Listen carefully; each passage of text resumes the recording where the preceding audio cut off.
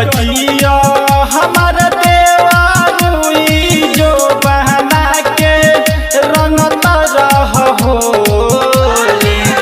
जुग जुग जिया हमार देवारुई जो बहना के रंगता रहो सारा देहिया के रंगावा वीरिया से होली भर मलत रहो सारा देहिया के रंगावा वीरिया से होली भर मलत रहो।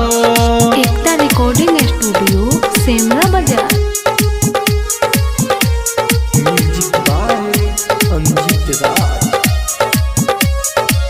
होली भर मलत रहो बाहरा से कह के ना अइले रौर भाई आपन इज्जत सुनिय पहने बचाई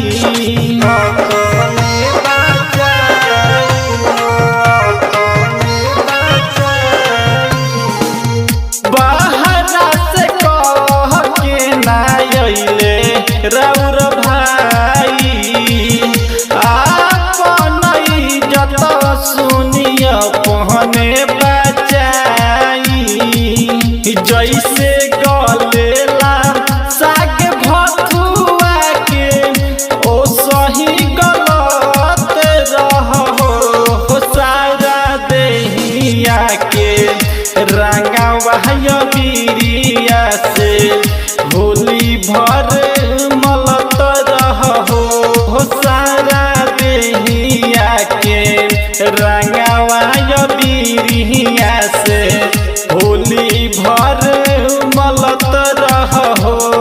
एकता रिकॉर्डिंग स्टूडियो सेमरा बाजार।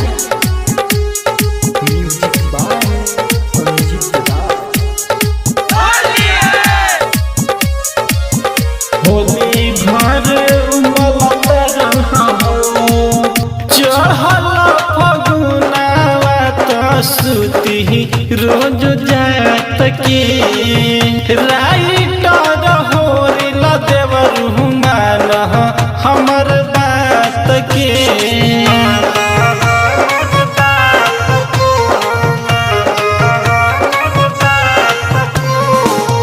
चढ़ल फगुनावा त सुती रोज जात के राइटर होरिल देवरु मान हमर बात के कमले सब बुआ सुनयन जीत हमरे मरता रहो सारा देहिया के रंगवा वीरिया से होली भर मलत रहो सारा देहिया के रंगवा वीरिया से होली भर मलत रहो।